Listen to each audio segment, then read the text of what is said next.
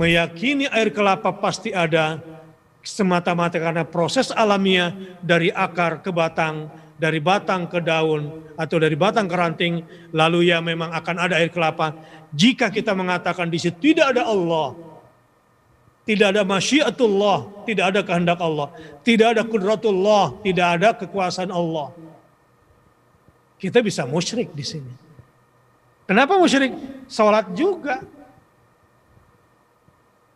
Memang saudara-saudara sekalian, menarik ini. Ada konsistensi orang-orang Rusia dulu, orang-orang Tiongkok dulu. Mereka itu mengaku komunis betul-betul anti Tuhan. Mereka itu mengaku komunis betul-betul tidak beragama. Tapi di kita, Muslim pergi haji tapi mengatakan dirinya komunis, sosialis. Ini menarik. Benar-benar aneh tadi ya. Ya. Benar kata Buya Hamka, kalau menjadi komunis, komunis beneran. Inilah kemusyrikan yang tidak kita sadari. Jadi sahabat-sahabat, khususnya sahabat ayah di majelis ayah, yang terbanyak saya lihat sih kalau belakangan ini adalah gejala mengikuti gaya hidup Illuminati, melakukan kemusyrikan dengan bertuhankan ilmu pengetahuan. Jadi idhofatul fi'li li science. Iya. Baik, jadi itu yang terbesar masa kini. Dan tanpa kita sadari, anak-anak kita dalam proses hidupnya menjadi orang-orang yang sangat rasional. Kalaupun ada pikiran ketuhannya, hanya bersifat dogmatis di ibadah-ibadah dogmatis salat. Kenapa anak bisa seperti ini? Ya karena orang tuanya barangkali si ayah pun demikian. Misalnya nih, ayah-ayah menjadi pengagumnya Karl Marx. Ya, ayah-ayah menjadi pengagumnya Aristoteles misalnya, Goethe, Platonian, dan berbagai macam jenis filsafat yang terkadang orang-orang ini kalau kita lihat sebetulnya sholat, tapi kayak orang pusing menjalani hidup. Katakanlah misalnya dengan pernyataan-pernyataan yang nyeleneh-nyeleneh ya belakangan ini.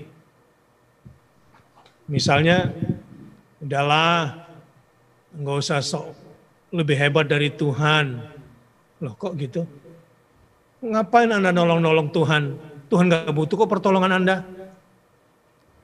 Ngapain Anda juga menolong-nolong agama Tuhan? Kalau Tuhan mau, ini semua selesai kok.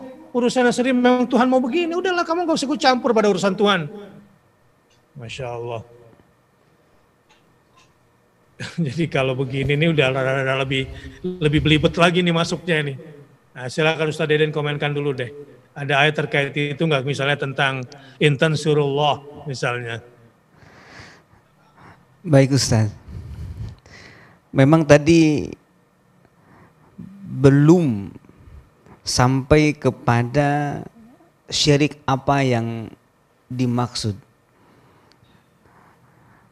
Ajaran syirik apa yang disampaikan ayah kepada anak, di mana kemudian anak wajib menolaknya.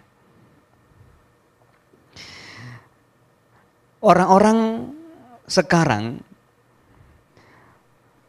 menjadi penyembah sains.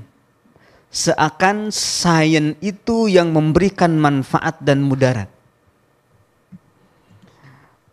Menyembah materi seakan-akan materi itu yang memberikan mudarat dan manfaat.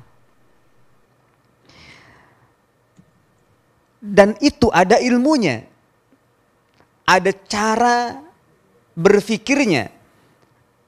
Ada epistemologinya. Maka ibadah yang paling besar adalah ibadah pikiran, ibadah hati, akidah. Makanya kalau seseorang hanya punya amal la ilaha illallah itu saja, tetapi benar-benar menghilangkan semua an-nafi' dan ad-dar selain Allah, maka satu kalimat la ilaha illallah itu bisa sangat cepat menjadikan dia masuk ke dalam surganya Allah Subhanahu wa ta'ala. Bahkan hilangnya pemikiran-pemikiran yang nyeleneh yang tadi Ustadz bilang intan surullaha yang surukum. Mereka mengatakan buat apa menolong agama Allah? Buat apa Allah ditolong? Buat apa Tuhan ditolong? Itu tidak semata-mata keluar dari mulut seseorang kalimat itu kecuali memang pikirannya sudah rusak.